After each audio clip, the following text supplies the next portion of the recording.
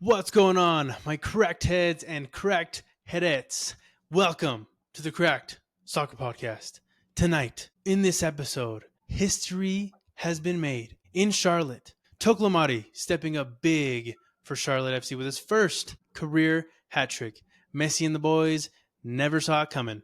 But the action doesn't stop there. No, because the U.S. Open Cup semifinals are here. We'll talk about the teams that are in those semifinals and who we think is going to go on to the final. Also, we'll discuss a couple other things given that it is the NFL season with Brandon Aubrey doing some crazy stuff. But where did he start? Did he have beginnings in soccer? Possibly. All this and so much more on today's episode.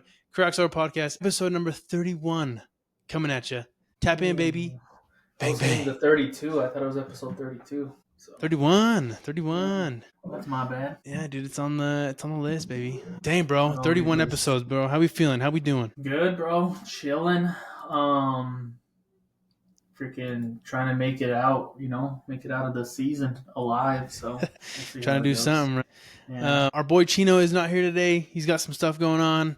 So it's just us two today. But we'll go ahead and take a look at the correct leaderboard. Looks like there's definitely been a little bit of movement. Looks like I'm still up top here with 204 points. Lopez was 196. Fern got a little bit of ground to make up, 179, my guy.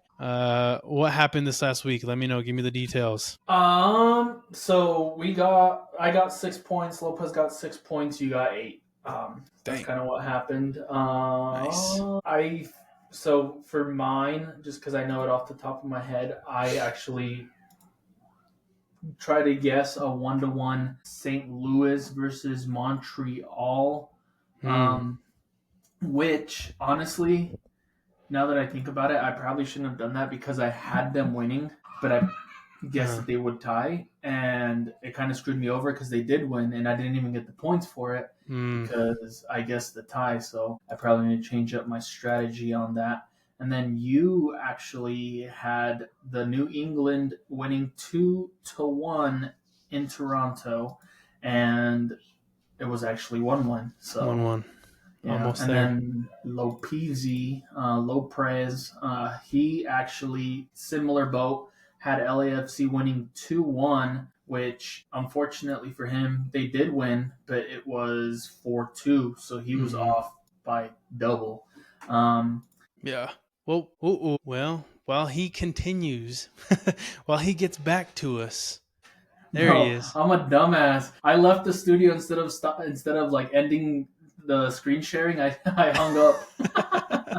Nice. I'm back. I was like, wait, what? And I was like, what happened? No, but I was gonna say I lost my train of thought. That threw me off. C to win 2-1 and then 1-4-2. But yeah. Whatever. Some of these were a little bit tough to guess for sure. My biggest thing with that strategy, given that we're now trying to guess, who wins and the scoreline, my guess was New England Revolution and Toronto were probably going to be a little bit like either a tie or we weren't going to all guess Toronto, so we weren't all going to get the point. So I was like, I'm just going to go with that one because the other ones I feel like could definitely have a winner in this game and the rest of the games, which most of them did. So I was like, if I lose a point with this one, that's fine. You know what I mean? I was this close to picking Vancouver winning 7-0 against Philadelphia. Shut the hell. Dude, who would have thought? Who would have freaking thought? We'll definitely get into that one for sure. But some crazy score lines. A couple of crazy games this week, but a lot of goals, man. If you kind of look at this, if you're looking at the full slate, there was a couple ties, but there was no games that were 0-0. So solid stuff. Every game had a goal. So if you bought a ticket to a game this last weekend, surprising games too. Nice. Yeah. Solid stuff, man. Love the leaderboard. We'll kind of keep track of that. Definitely like catching up, right? I think PC's definitely hot on my tail. But we'll just kind of see what happens here in the next couple weeks. You need to make a little bit of more points, my guy. But we'll see. We'll see how it goes. There's still some games to be made, so it's definitely not over. But we'll go into the next part here. We'll kind of go into our correct performances of the week. Looking at some of these games, some of these players, hella performances that were amazing, obviously, with some awesome games. let me kick us off. I'll go ahead and kick us off really quick. And then we can kind of get into PZs, and then we'll have you cap us off here, Fern. So to start us off, for my correct performances of the week, I'm going to start with my player. You're doing something on it there. I'm assuming you're not going to delete it for me, but I'm going to go with the man that had a 9.2 player rating, the man that had 5 total saves, the man that had a penalty shot save from the GOAT, as well as keeping this team's hopes and dreams alive, making them tie the all-time MLS win streak record. It's none other than, I don't know how to pronounce his name, Cristijan Kalina. My guy, he's a goalie for the Charlotte FC. The guy absolutely balled out, man. I mean, obviously not letting anything get through. That was huge. But I think at the end of the day, that really kind of solidified the fact that Charlotte could definitely get this win over Inter Miami was that penalty kick save, right? And I mean, not everybody can say that they've saved a penalty from Messi, but at the end of the day, he definitely guessed it right. He did what he had to do. Didn't let anything go through. Obviously, there were some other great performances in this game, but I just had to shout out the goalie because, dang, bro, to save a penalty like that and then to not only save it, but like if he had scored, Messi had scored a Panenka, it would have been nuts, Bro, I'll get into it once we get into my stuff. There was like part of me wants to be like, bro, it was such a soft shot, but obviously he was going, like you said, for the Panenka. So Yeah. he was just trying to do a little chip because, like, obviously if he made it, then everybody would be like, oh my gosh, you just did that. But the goalie was smart enough to realize that. I feel like he's done that the last couple times, at least a couple times that I've seen him take a penalty. He just goes over the middle and just does a little chip. Yeah. But yeah, that was a good save from him. And I mean, what more can I say? I'll talk about it later. Yeah, hard to hate on it for sure. So hats off to you, Cristijan Kalina. Cristijan Kalina. I hope I'm saying it right. Is that how you would say it, Cristijan? I would just call him Cristian Colima, just to make it easy. That's what I was gonna go with, but he's from Croatia. Yeah. He's not from somewhere down south. Yeah. So yeah, hats off to you, man. Correct player for me. I'll go into the next one. So I know we typically have one game for the correct game of the week, and I just couldn't do that. I couldn't give it the one game. So I apologize, but I'm gonna have to go with a lot of games. First off, RSL versus KC, and then Colorado versus Houston, and FC Dallas versus Austin. Like, all of these games were nuts, not in the sense of, insane score lines, insane, moments here and there. But the Western Conference right now, the playoff race in the Western Conference is absolutely nuts because of what happened in all of these games. If you look at this right now, if you look at the table right now, you have sitting in 7th place, Austin FC, 41 points. Colorado in 8th, 39 points. San Jose in 9th with 35. Real Salt Lake in 10th with 34. FC Dallas in 11th with 34. And then Houston in 12th with 33 points. So it's kind of insane. It's super tight in the Western Conference right now to get into the playoffs in those final 3 to 4 slots. Really, from Portland down all the way to Houston, super tight because it was such a scattered, so many scattered outcomes. It made it very, very much more interesting in the Western Conference, and it's just fun to watch. So I had to shout out all those games. Western Conference is going to be fun. It's going to be tight, and we'll see. We'll see what happens at the end of the day. Yeah. I know last week I was saying that this was kind of a do or die type game for Real Salt Lake, just because they're playing LAFC in their next couple games. So that's going to be very difficult, but they won the game that they needed to. Like I said, they needed to get at least 3 points from that game to have a good chance to try and make it into the playoffs.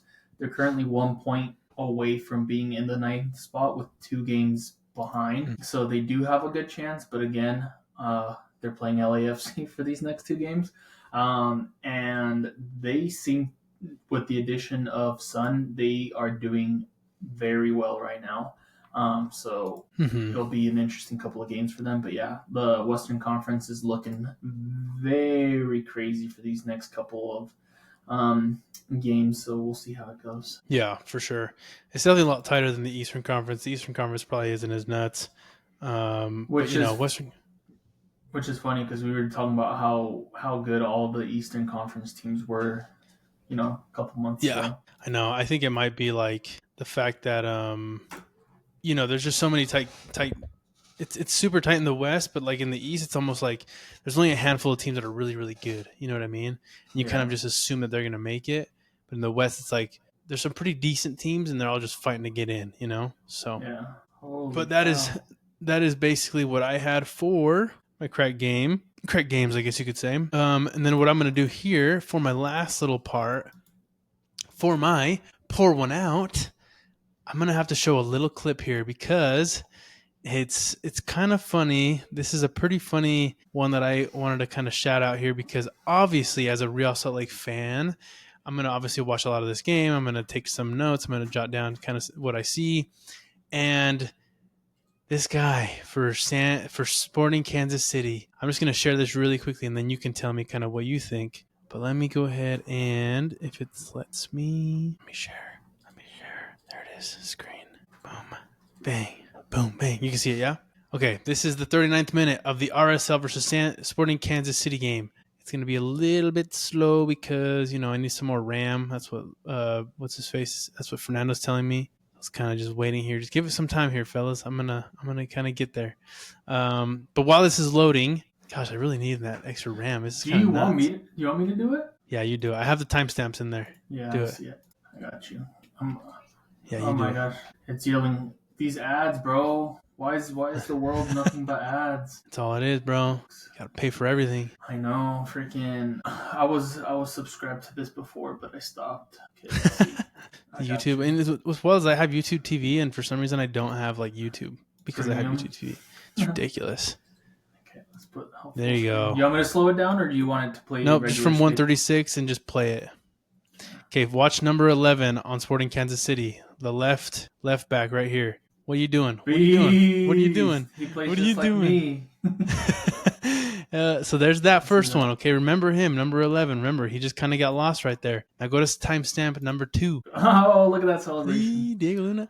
Same guy. Look at number 11. Left back over there. All the way. What's he doing? He's kind of floating around. Who's behind him? What are you doing, bro?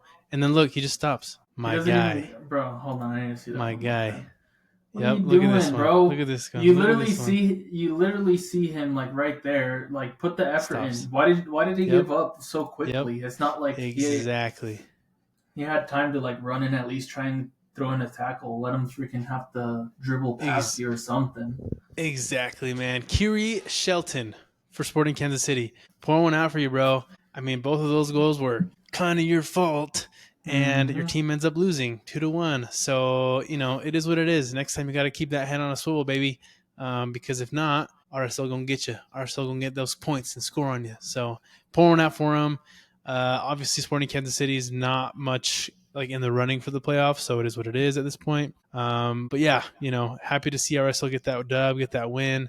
Sporting Kansas City, y'all got some bigger problems. So, it is what it is. Pour one out for them. That is my performances for the week. You want me to give a shout out to PZ's team? Yeah, you can do it, or I can do it too. Go for it. I got you.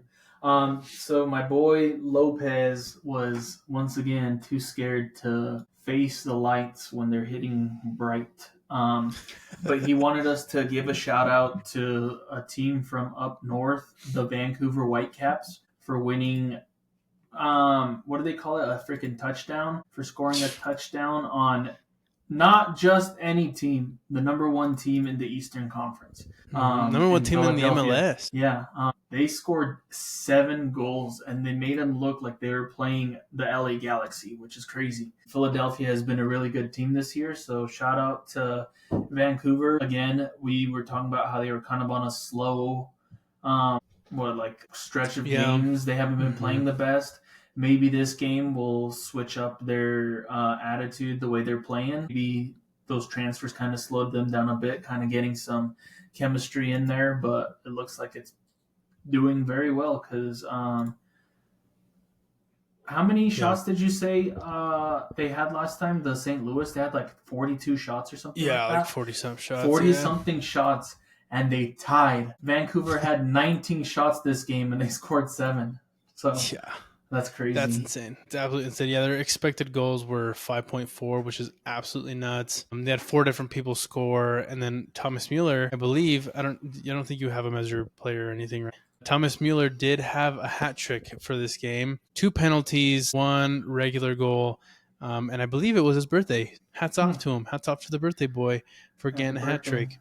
I will say, and if you've seen this one, I'm curious on what your thoughts are, but if you look at the second penalty that he takes, it is a very sus penalty because I feel like he completely stops and then keeps going, and it's kind of like that, like, are they allowed to stop type of a thing? Like, there's really no forward motion, you know what I mean? Mm-hmm. So that's a little bit was a bit of an interesting penalty, but nonetheless, Vancouver Whitecaps definitely coming back and doing what they did at the very beginning of the season, man. They're just tearing everybody up. So, I mean, watch out, bro. Watch out. They're pretty damn good. Hey, this is the best time to start picking up the pace. So there's not too many weeks left in the season. So this is when you want to get into your best form. So yeah. Now the question is going to be, can they keep this for the rest of the season? And can they do that in the playoffs? Like, does this team have what it takes to take it up a notch when it is come playoff time? You know what I mean? So we'll see. Yeah. Toronto. Why did I forget this? How did I forget to spell Toronto? Toronto. But I was wondering if Toronto's the only Canadian team to win the MLS Cup. Yeah, I think so. I think so. Because I don't think Montreal's ever won it, and then Vancouver, I don't think they've ever been good. So yeah, they're the only team in 2017. So maybe this could be the year. It's either the second Canadian team to win, or maybe. Oh wait, actually, yeah, I guess coming out of the Western Conference, it's either going to be San Diego wins their first ever inaugural season, or Vancouver wins their second ever MLS Cup for Canadian teams. But I guess I'll go straight into it. Yep. Talk about my cracked. Look at that. See, I didn't forget this time because you did it first, so I remembered. Nice. Yeah. What the heck? You said his name and I still can't say it. Toklomati.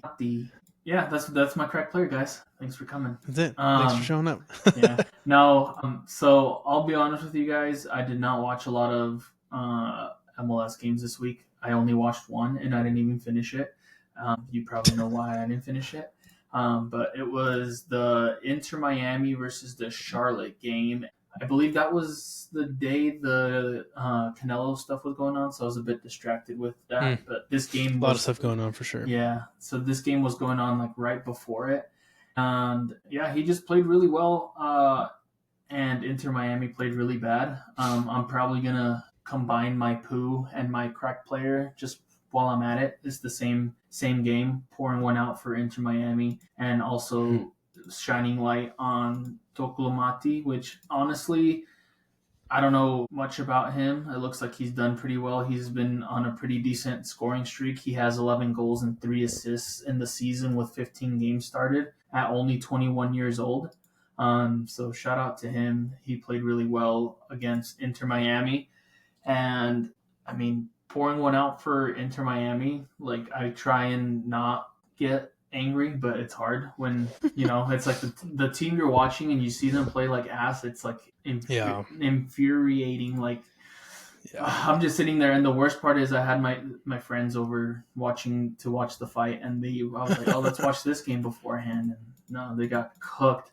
And freaking, bro, it was just pissing me off. It's just, I don't know what it is. They just can't play well. Like they played well in the Club World Cup, and they came back. And since then, I feel like it's been all downhill. I don't know if they've been playing too much or something. Like we said, they're old. They're missing Suarez now, which you didn't think that he'd be too much of a big absence for them, but now you're starting to see that they did miss him a lot, especially after this game.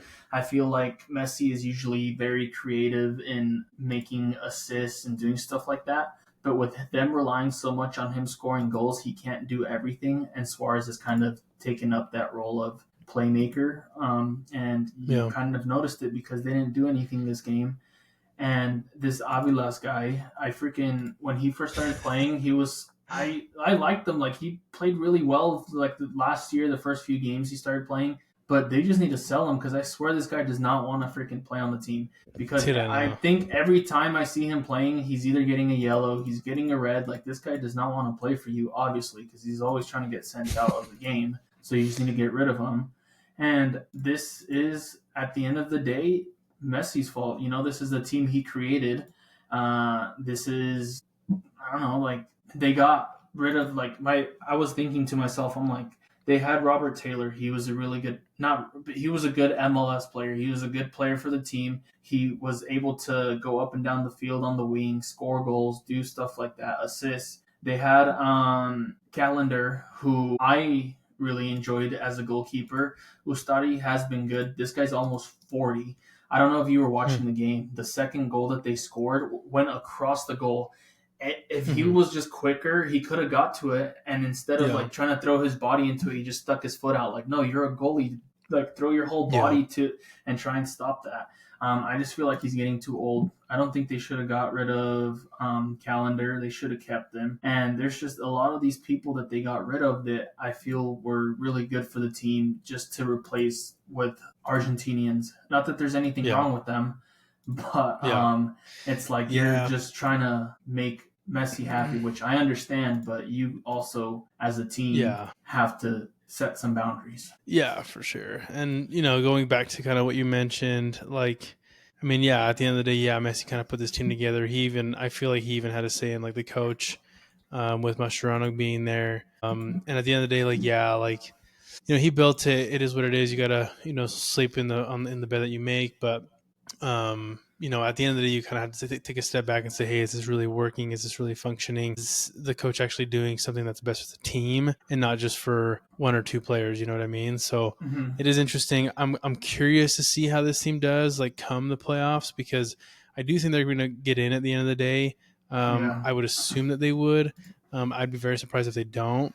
But given that, playoffs is a whole different level, whole different intensity, like, I wonder if they're going to kick it up a notch or if they're just going to kind of, go back down and really just kind of, when they get, behind, like, they're just going to fall apart. So that is interesting. I did want to also, like, Aviles, I don't know what his deal is, bro. He's literally always getting a damn red card, bro. He's a freaking bull. It's absolutely hilarious to see. I remember seeing that and I was like, dude, I can't believe he got another freaking red card. He has to be the leading red card holder in the MLS right now. I'd be surprised if he's not. And then I don't know if you mentioned this too on the Toklamati mention for the cracked player. He did get those first two goals, and then I don't know if you saw, but for the penalty, the 85th minute penalty, it was on Zaha. Like, Zaha drew the penalty in.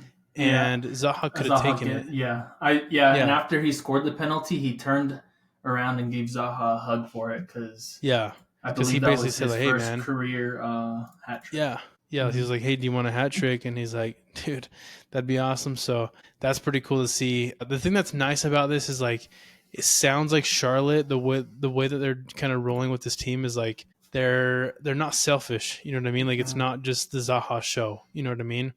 I think at the beginning of the season, we kind of saw this team and, like, they were somewhat rocky. They were playing well, but not, like, amazingly. And then, like, you would assume this was Zaha's team or Pep Biel's team. And then at the end of the day, you kind of just see, like, a lot of different guys step up. A lot of different guys do what they got to do to win games.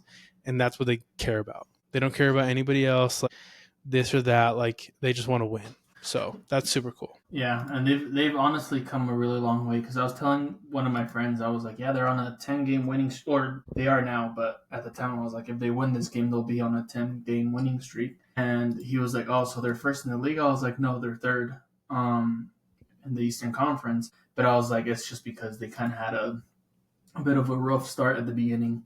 But yeah, I just think that Inter Miami needs to figure something out. Anytime I watch their games, I don't go, even though it's Messi and most people go into the games expecting them to win the game, I go into the game hoping that they don't lose now. Like, it's not fun anymore. And Avilas is fourth in red cards, but all top four have two. And it's because I think he only has 2 yellow cards and 2 red cards, so that's what puts him in fourth. But it's mostly because he doesn't get playtime. But it's funny because a lot of the people here have way more playtime than him, and he has the same amount because Diego Luna's number 1 with 2 reds and 6 yellows. Oh, wow. And then Makahaney for Philly has 2 with 6 yellows as well, and then Tolo for Seattle with 2 and 4 yellow cards. So, but yeah, they need to do something. They need to figure it out. And I was even telling my friends, I'm like, yeah, Messi's not coming back. This guy's done. If I'm not having fun watching it, he's not having fun playing it. So yeah, that's for sure. But let's get into something crazy. To my cracked game of the week, which was actually a game that I didn't see, but I saw the score and I'm like, oh, this game's over. It was actually Columbus versus Atlanta United. So in the first half, the Columbus Crew scored 5 goals against Atlanta United, which when I saw that, I'm like, oh, this game's over. And I guess technically it was over. Atlanta United came back from 5-0 to get a 4-5 score, and we're trying to get that tie. Like we said, the Atlanta United has been very bad this year. I believe they only have 5 wins. Yeah, 5 wins on the season, which is what the bottom 4 have. They all have 4 or 5 wins. Excuse me. And Rossi, who could have also been on the cracked player of the week stats, scored a hat trick in this game. And yeah, it was just a very entertaining game because Columbus Crew came in and then they scored 5 goals in the first half, and then Atlanta United came in and scored 4 in the second half, which was kind of like best of both worlds. You know, the first half was super entertaining for Columbus Crew fans. The second half was entertaining for Atlanta United fans and maybe a little stressful for the Columbus Crew fans watching and thinking, oh no, they're going to mess up this 5-0 lead that they had. But yeah, Atlanta United couldn't do it. But yeah, that was absolutely insane. I remember seeing some of those and seeing that it was 5-4 at the end of the day. I was like, wow, like what just happened? And I don't know if you saw it too, but they gave them 8 minutes of stoppage time. So there was definitely that like slight chance of, hey, we can probably tie this game or even win this, because the last goal that Atlanta had was in the 88th. So like at the end of the day, they still had like 10 minutes, you know what I mean, to get that last goal. So that was absolutely insane. But I mean, at the end of the day, man, I can't help but just feel so bad for Atlanta and for those fans. I mean, because they were playing at the Mercedes-Benz. Like, yeah, they got a show, but their team didn't win, so it kind of sucks. But yeah, hell of a game, man. Absolutely wild. Crazy. Sweet, dude. So those were all of them. I know we went through quite a few different games here, but I'm just going to kind of take a look at some of these too, because that was a pretty nuts game. St. Louis obviously getting a win as well. Charlotte game was absolutely nuts. I don't know if you saw too, but FC Cincinnati pulled off a last-minute winner against Nashville. That was also kind of a crazy game. Evander scored a last-minute goal in like the 98th minute, which was absolutely nuts. Kind of give Cincinnati those 3 points, and then Nashville just continuing to lose, right? So that kind of sucks. And then Chicago Fire losing to New York City FC in that tight race for the playoffs there in the Eastern Conference. So now it's like, you know, New York City's kind of coming out of the woodwork. They're doing what they got to do. And then, yeah, LA Galaxy will not die, tied against Seattle. Absolutely insane. You know, Colorado winning, Real Salt Lake winning, Vancouver demolishing the best team in the league. And then, yeah, San Diego also losing to Minnesota, which was pretty nuts, because that's a first and second place standing right there. So now they're both even on games, right? So they both played 30 games. They both have 30. But it's 2 points difference. Yeah, so 2-point difference, which is nuts. Goal differentials, absolutely the same, which is nuts. So That is. it can be spicy. It can get spicy for sure for that top spot. It'll be fun to see, but I do think, and possibility, right?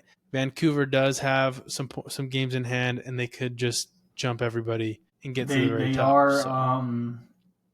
yeah, they can if they win their next 2 games, they'll be at 58, and even if they don't, they also have a better goal differential than both of them. So yeah, so it'll be nuts. So yeah, that was a very fun week of soccer in the MLS. I know there's a lot of other things going on, but if you're watching soccer, if you're watching the MLS, man, there's always something to see. There's always something to watch.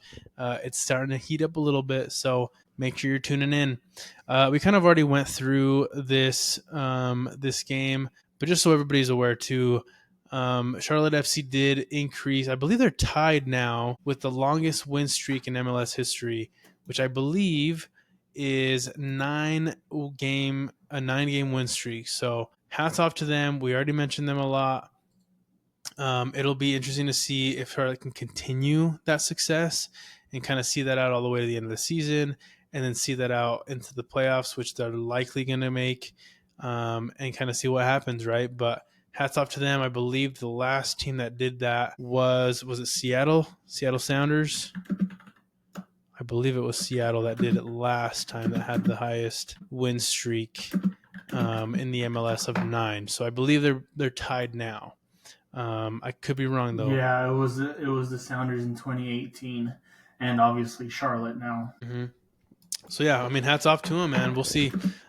Check and see if this will tell you who won the MLS Cup in 2018, that year that Seattle had that win streak. Ooh, Atlanta. Really? Against Portland. Interesting. So Seattle didn't even make it to the final. That's interesting. Yeah, I mean, we'll see what happens with this Charlotte team. It's going to be interesting to see. Hats off to them either way. Very awesome to see. Sounds like too. Who do they have? They have.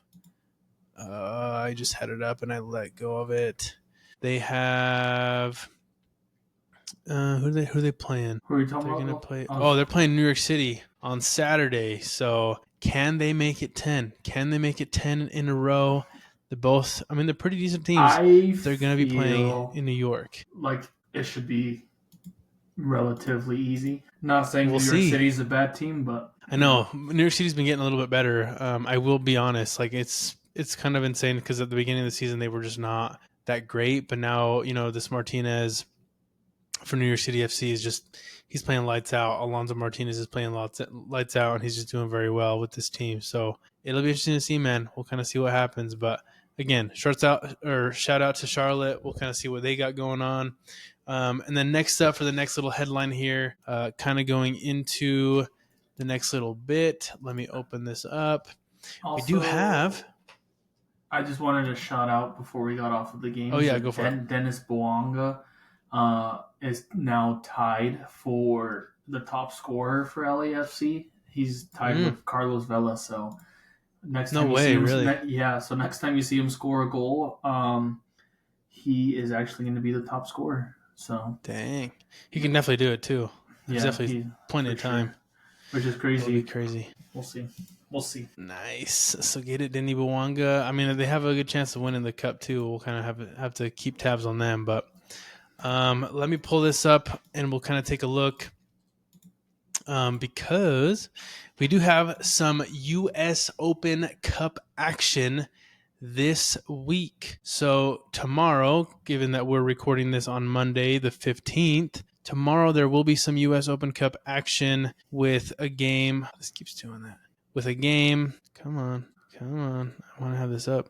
So tomorrow we do have a pretty good game with, I believe Nashville plays tomorrow. Is that? Yeah, it's Philly and Nashville. Yeah. So tomorrow we do have Nashville SC against Philadelphia Union, and then the day after on Wednesday we'll have Minnesota United versus Austin FC for the semifinals. So, I mean, some pretty dang good teams, man, to be honest with you. I think it would have been a little bit nicer have had Nashville like been winning a couple of the more recent games, but nonetheless, 4 very top teams, top quality teams. So these should be some fun games. I'm curious on your thoughts on like who you think who can take the wins here and go on to the final, and then just kind of see what who could even potentially win this at the end of the day, given that this is like in season. I don't even know when the final is, but what are your thoughts just kind of looking at this for these upcoming games? Yeah.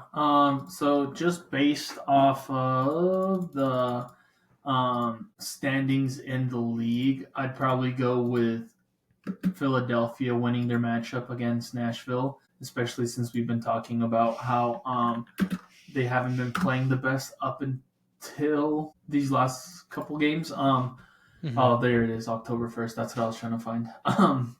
And yeah, so just going based off the standings and the way things have been going, I know Philadelphia just lost 7-0, but that's against Vancouver, and Nashville is not Vancouver. So I could be wrong, but I don't see Nashville winning this game. And although Austin has also been playing decently well in the U.S. Open Cup, Minnesota is the second best team in the Western Conference, or you could even say they're the best team because they beat the number 1 team. So if they can beat San Diego, I don't see why they can't beat Austin. So I could see Minnesota and Philly going to the final. And then once they get into the final, that becomes a bit more difficult. I don't know. Yeah. It's just hard because I really like St. Clair, who is Minnesota's keeper. I feel like he's a very good keeper. But Philadelphia also has Ty Baribo, Ilosky, and like a bunch of like top strikers. So it'll be a really good game. I'd probably have to say Minnesota wins the final if they get to it. Gotcha. Okay. Yeah, it'll be interesting to see, man. I agree with you 100%. I think you kind of see it the same way that I do. This is a little interesting. It says the western side of the Final Four is rife with its own dramas as 2019 Open Cup runner-up Minnesota United play host to first-time semifinalist Austin FC in St. Paul. So that'll be kind of cool. It looks like the Austin's never made it to the semifinal, so that'll be cool to see.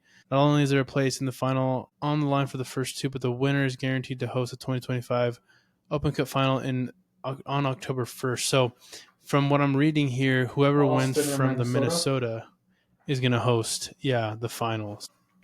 That's interesting. I don't really know how that came about. Semifinal host Manchester are currently second and behind standing in the Loons sent a resounding message to their intent. Okay. Farther down the line, MLS. Okay, interesting. So I don't really know how they dictated that, but that'll be kind of interesting to see. But yeah, I totally agree with you. Minnesota versus Philly probably going to the final on this one. Could it change? Absolutely. We'll have to wait and see kind of what happens this week. But then the final will happen on October 1st, which will be a few weeks out. October 1st, that's like a Wednesday, no? It is. That's insane. They're going to have the final on like middle of the week. So that's kind of interesting to see. They don't want to compete with the other sports over the weekend, probably. Yeah, that's why.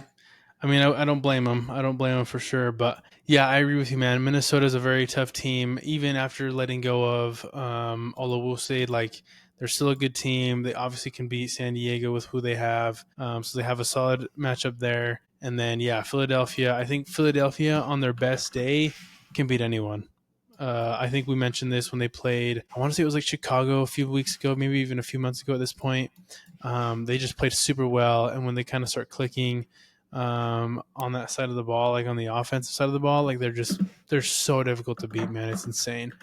So yeah, we'll kind of wait and see what happens with the U.S. Open Cup. I do agree with you again. So Minnesota, Philly for me going to the final. And then at the end of the day, even though it's probably going to be in Minnesota, actually, you know what? I'll go with the underdog on that one. I'm going to probably say Minnesota takes it and takes home the U.S. Open Cup and beats Philadelphia in that final. Yeah, for sure. So we'll see what happens on that one.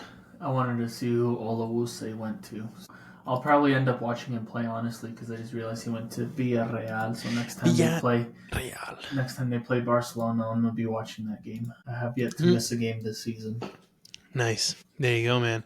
Yeah, it should be fun.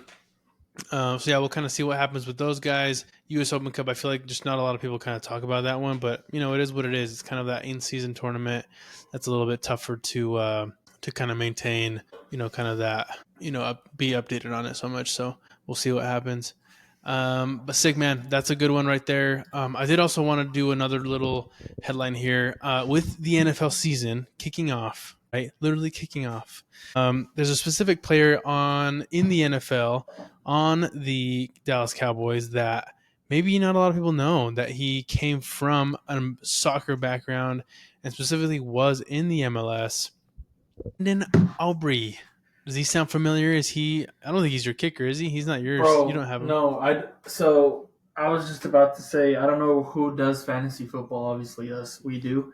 But Brandon Aubrey scored more points than my quarterback in fantasy, and I'm playing against him this week. I still won, but just saying, just so you guys know how good he is. The quarterback literally touches the ball like 80% of the game, and the kicker got more points. Yeah, that's nuts. I mean, if you guys didn't watch that game this last week with the Cowboys and the Giants, it was absolutely insane. And Aubrey scored, 2 60-plus yard field goals, which is nuts, bro. Like, absolutely insane.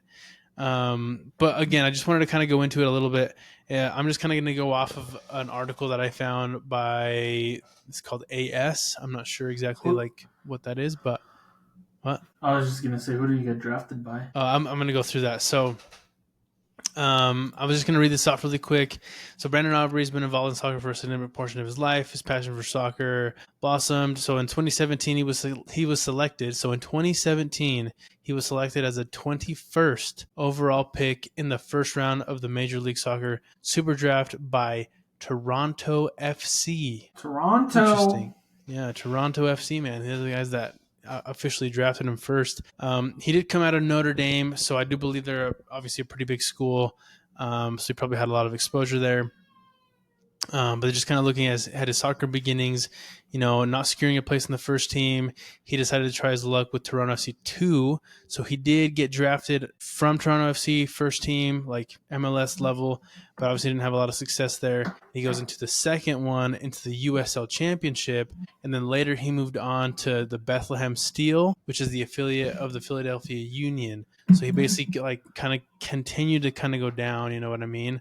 And then on one occasion, while he was watching an NFL game on TV with his wife, she said to him, you could do that after seeing the team's kickers in action, right? And so following this, he made the decision to take a chance in the sport.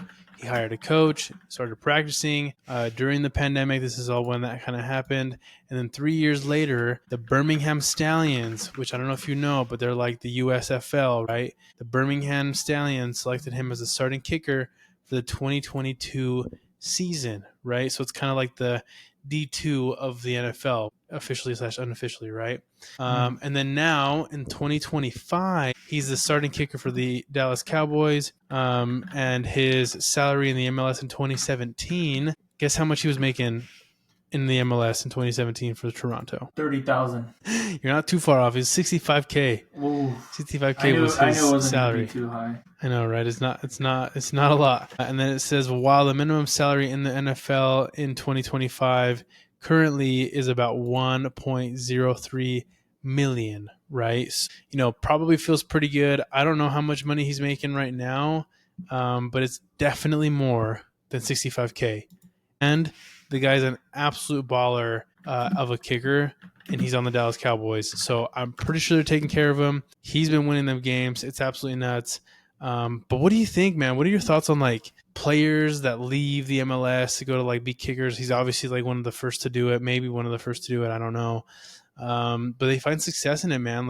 It's kind of nuts. What are your thoughts on kind of just Brandon Aubrey and kind of his story? Yeah. So before I get into it, just since you were asking, he's on the final year of a 3-year, $2.6 million contract. And he is eligible for an extension. And this is saying that he's expected to have a record-setting deal, which could reach up to, if not more, $26 million as an NFL kicker, which is crazy. And what's even crazier is it's worth it. He's literally the best kicker in the league. Oh, I need to find this stat. I believe it was in the first game, because the only Cowboys game I watched was the first one, but they were giving his 50 plus yard field goal percentage. I don't know who's too familiar with it. He has a 90% success rate of hitting 50 plus yard field goals, which is crazy. I don't think Reyes ever hit a 50 plus yard field goal in high school. I think I was close. I think my longest in high Yeah. school was like 47, Yeah. 48 maybe. But yeah, that's crazy. Like I said, I never heard of Brandon Aubrey up until probably when he started joining the league, because that's kind of when I started doing fantasy football. So I had just heard of him, and then I don't know where I saw, but it was like last week that I saw that he had been drafted by an MLS team and was actually a soccer player before he joined the Dallas Cowboys. And I mean, not to say it's the same thing, because obviously, like you said, he got a coach. You have to like learn certain. It's a different technique from kicking the ball towards something and like trying to kick it upright and doing all that stuff. So I have seen a lot of discourse about it, saying like, imagine if a player like Cristiano, with the power that he has, became like an NFL kicker or something like that. Like what they could do. And it's just interesting because that's kind of one of those positions that's kind of, if a soccer player wanted to switch into it, that'd probably be the easiest thing. But I mean, that's cool. I don't know if it says a lot about soccer players being like, maybe he's kind of a good example for some soccer players that want to be like, yeah, well, if an elite player wanted to join the NFL and become a kicker, they could do it, For sure. Yeah, I do agree. It is a very different technique, kind of being like a kicker and then obviously being more of like a soccer player. So it is interesting to kind of see that transition because it is very different. But I think specifically like the story is very interesting, right? Brendan Aubrey's story is very interesting. But I just think you kind of think about like the MLS almost like doesn't really care if you stay, almost like for somebody to come in and get drafted and then immediately be making like 65K. That's kind of nuts, bro. Like you kind of see, and it's changing, right? It's probably changing here and there. I don't know how much, but it's definitely changing. But then also like you kind of think about, kids that get drafted from the NFL and they go to the NFL and they're just making like millions of dollars, right? Like it's a totally different ball game, right? And it's like, hey, like MLS, like you need to.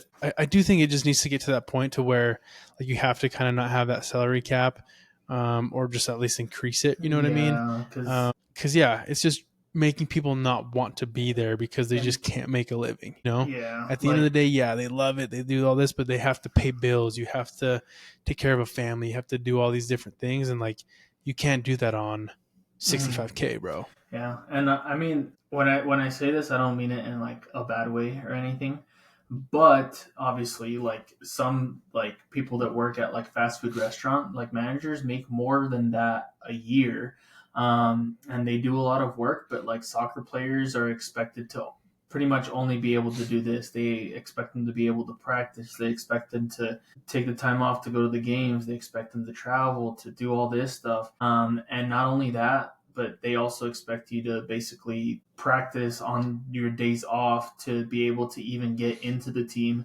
And 65,000 a year, like, yeah, that's good and all, but when you're expected to do so much for a team and give up so much of your life, I feel like you should, I don't know, up like the minimum for a rookie deal. Like be like your rookies can only make a minimum of 100,000. I feel like that's pretty fair. Like still not like, again, it's a lot of money. But for sure. When you just see some of these soccer players where they're making like $10 million in 1 year, it seems kind of crazy. So I just feel like they need to structure it.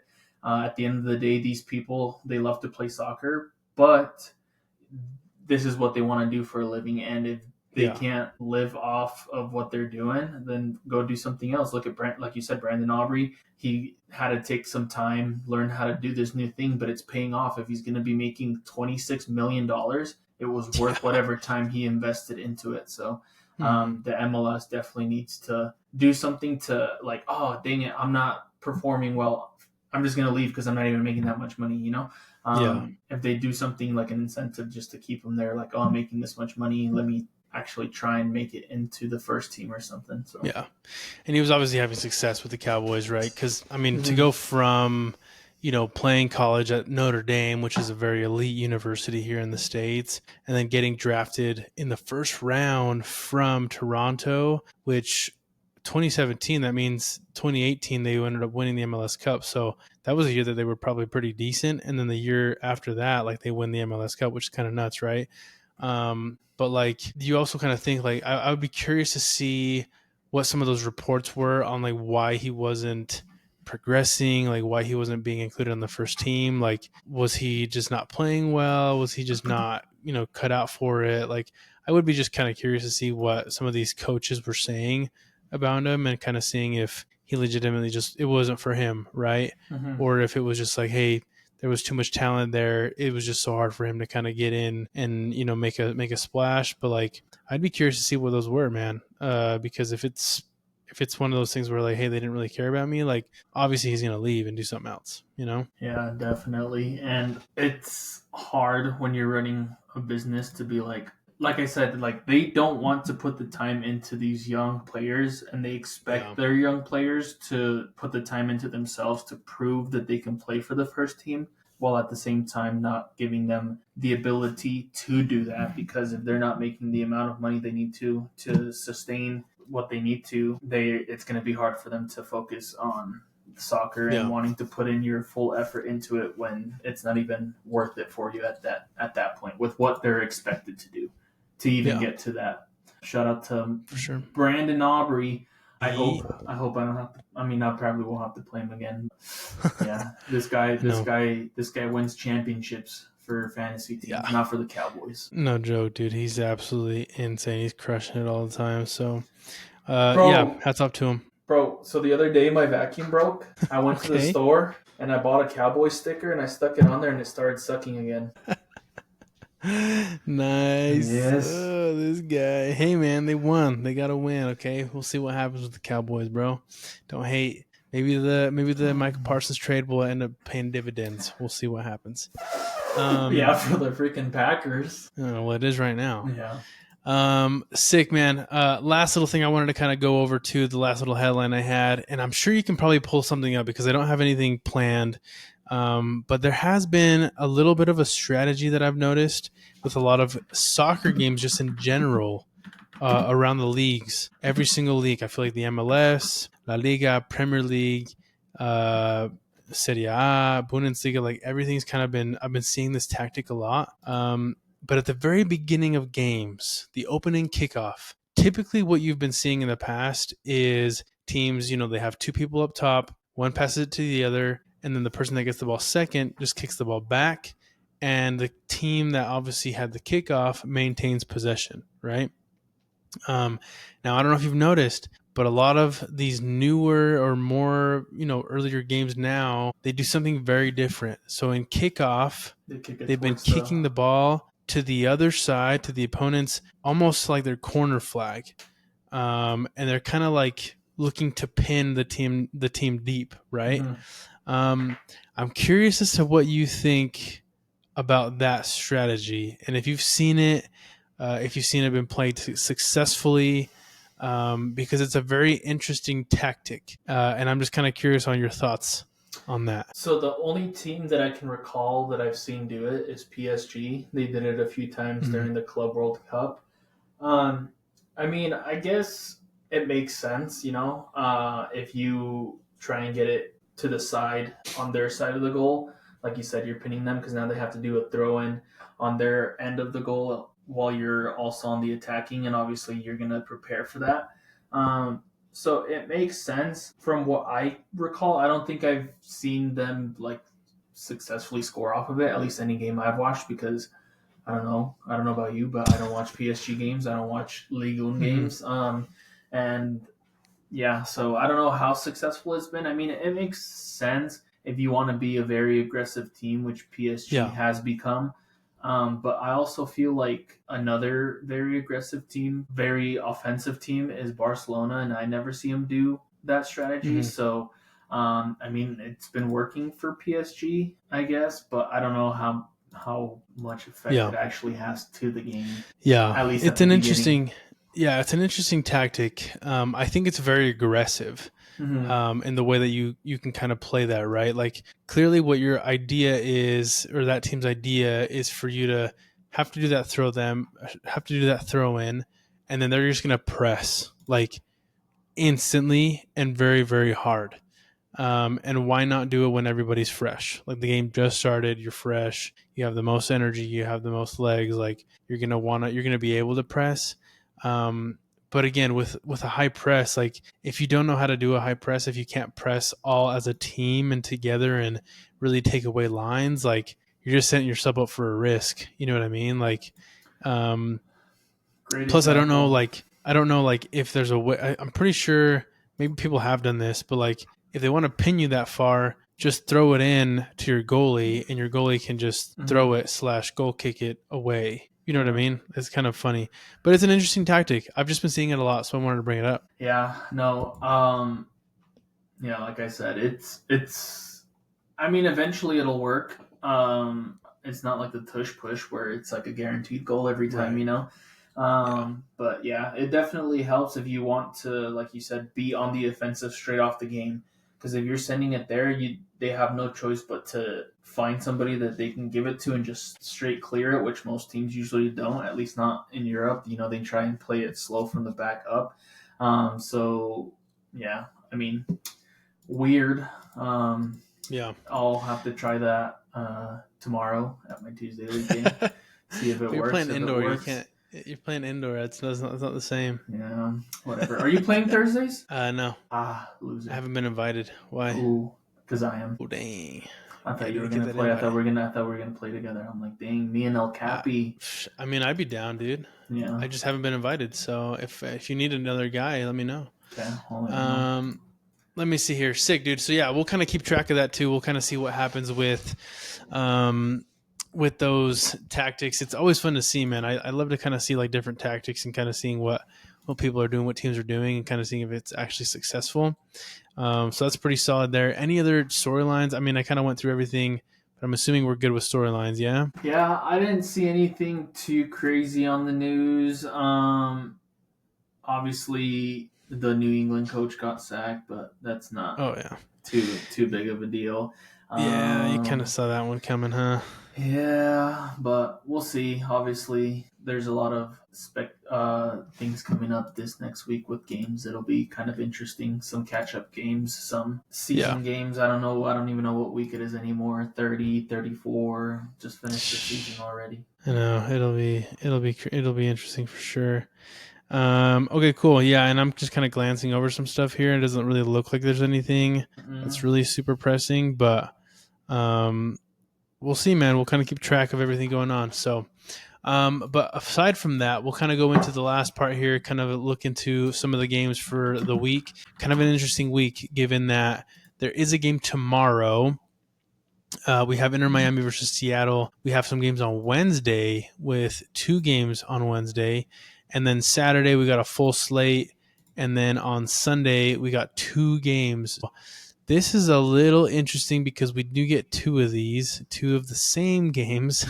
Kind of funny. And that is the day after, right? Yeah, exactly. RSL and yeah. Yeah, it's kind of funky. We'll kind of go off here. Any game that kind of stands out to you for this, for this week all the way to Saturday? Kind of curious on your thoughts there. Well, obviously the number one everybody knows Spitgate. The rematch. Yeah. That's going to be an interesting game. Hopefully, honestly, if I'm being honest with you, I'm expecting Seattle to win this game. We'll see how it goes. I'm still going to pick Miami in our picks, but I am expecting Seattle Sounders to win this game. Yeah, that'll Okay. be interesting. But and then aside from that, the games. Let me see. There's not Yeah, take your time. anything like too crazy. Orlando versus Nashville over here should be an interesting game. Yeah, Orlando, Nashville, they're 29. They're pretty much no, I want to say guaranteed playoff spots. So this games will matter a little bit to them. But yeah, it should be interesting. I would like to see how these LAFC RSL games like back to back go. Hopefully, RSL can get the win in one of them. So Yeah, for sure. I definitely think has a lot of playoff implications for Real Salt Lake for sure. Sounds like you're going to this game, yeah? Sounds like you're going to be heading over there and taking a look at how this goes. Catch me on the TikToks. I'm gonna be posting stuff. I'm a live stream me streaking on the game. So if there's like a second where they like turn the cameras off, you know why. You know why? It's because this boy right here. Nice, dude. Yeah, that'll be fun, man. You're going to be able to see Son and kind of see what he's got going on, man. That'll be super cool to see. But yeah, that'll be a good game for sure, given that RSL is kind of just fighting for that playoff spot, man. They just really need to win some of these games. But yeah, it'll be interesting because they play LAFC on Wednesday and then again on Sunday. So I would say this is the do or die for them because it is going to be in Salt Lake. So like they have to win this one because they're probably not going to win the one in Los Angeles. Who knows, right? If they can win one of these two games, I feel like they have a really good chance. Let me double check, but I haven't seen their next couple of matches. But yeah.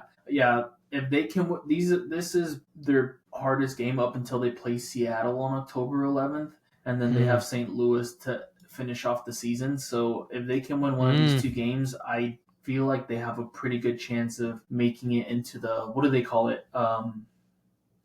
The play-in game? No, well, the play-in game. I don't know what. Game, yeah, because if you're 9th and 8th, I don't know if anybody, whoever's watching, maybe you know, maybe you don't know, but the 9th and 8th place teams play for a spot to get into the actual playoffs. So it's not guaranteed to be 9th. So you want to be 7 and up technically. Yeah. So.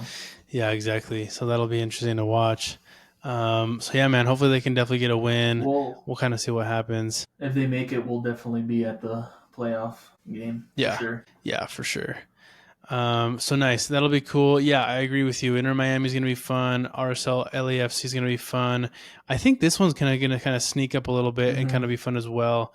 New York City FC has been just playing a lot better soccer than they have been at the beginning of the season.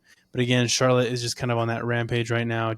9 wins in a row. Absolutely insane. Can they make it 10? I definitely think they possibly can. But again, it's going to be in, New York and Jersey, so that'll be kind of interesting to watch. This will be a fun game for me. Plus 10 a.m., a noon game over there in New York, so that'll be interesting. Vote and see who people think is gonna win. Oh, okay. I think Charlotte, but 56% out of 409. 409. So I'm just saying. New York teams don't win in Yankee Stadium when it matters. I think you've said that before too, and that actually happens. That'll be fun. But yeah, also from these ones, not sure if you noticed as well, but FC Dallas versus Colorado and Houston versus Portland, 4 teams right there that are also kind of just on that cusp, right? So FC Dallas with 34, only 5 points behind Colorado. So that could get a little bit interesting. Them and RSL have the same amount of points, so they're like... Yeah. Exactly. So that'll get interesting. And then Portland and Houston can also get a little interesting because, Portland's in 6th, but they're only 42. Houston's with 33, so 1 point behind both 10th and 11th, and then 2 points behind San Jose, which has 35. So those games as well, FC Dallas versus Colorado and Houston versus Portland, some big-time playoff implication games right there as well. So that'll be fun to see. And then, Minnesota and Chicago Fire. Chicago Fire is also fighting for that spot as well. So that can get a little bit interesting given that they're playing the second best team in the Western Conference right now. So a lot of fun games. LA Galaxy is going to try and be petty and get that win over FC Cincinnati to keep them from topping the charts. Yeah, maybe, dude. Honestly, FC Cincinnati sitting pretty right now. They're definitely going to the playoffs. They're kind of chilling. But they're going to be playing in Los Angeles. So, you never know, man. This could be an upset given the way that FC Cincinnati has been playing. Yeah, they won this last week, but I don't feel like they're going into the playoffs as strong as everybody would have expected. So that'll be interesting. And then going into Sunday, 2 games on Sunday with Austin FC and Seattle. And then again, LAFC with Real Salt Lake. If they don't make this Sunday Night Soccer, I'll be pissed. because they definitely deserve that. But yeah, Austin FC, Seattle, another interesting one for sure.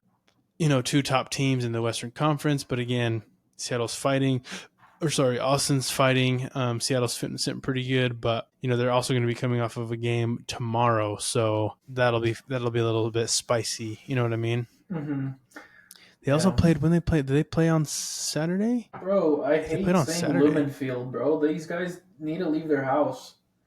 You can go touch the grass outside of their house. Literally. Oh, this will be in Q2, so that'll be good. Yeah. I mean, what do you think? 2 games should be good, right? Should be some pretty fun soccer. Yeah. See, again, this is the nice thing about the MLS. Obviously, LAFC has a very good chance of beating RSL, but I don't count them out. So we'll see how it goes. I believe for the first game, Yedlin is going to be out still on suspension, if I'm not mistaken. But for the second game, he should be back. So we'll see how it goes. Click on that Wednesday game. No, is he back? It must be. He might be back. But yeah, we'll see how it goes. Yedlin should. What does he play? Left back or right back? Because he would have to play right back to defend Bologna. But we'll see how it goes.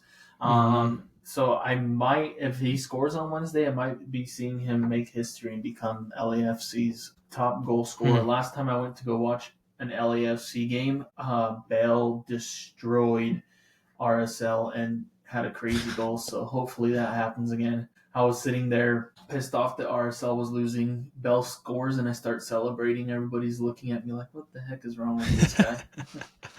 I know, dude. LAFC's always kind of put us whomping on us. So it'll be stressful, but if they can get one of them, that'll make us happy. So it is what it is. But plenty of games this week, plenty of MLS action.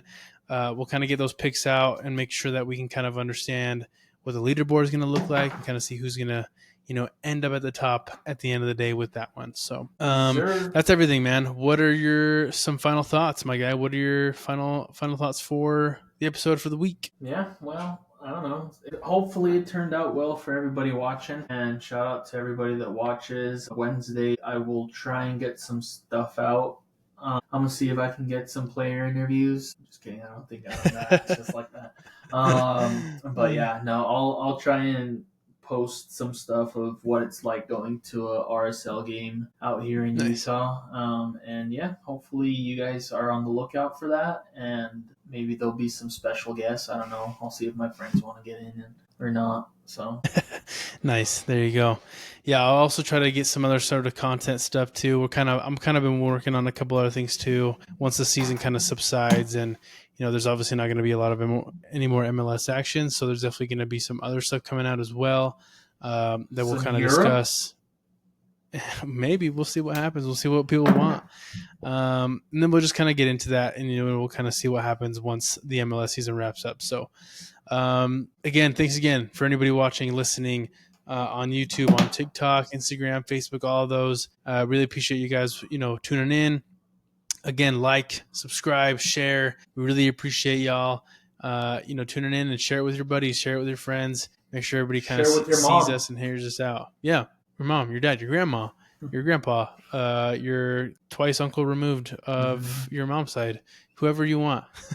Share it and make some iPad babies and show them the podcast. There you go. Nice. But again, thank you very much for tuning in. It's been the Crack Soccer Podcast, episode number 31. Appreciate y'all. We out. Peace.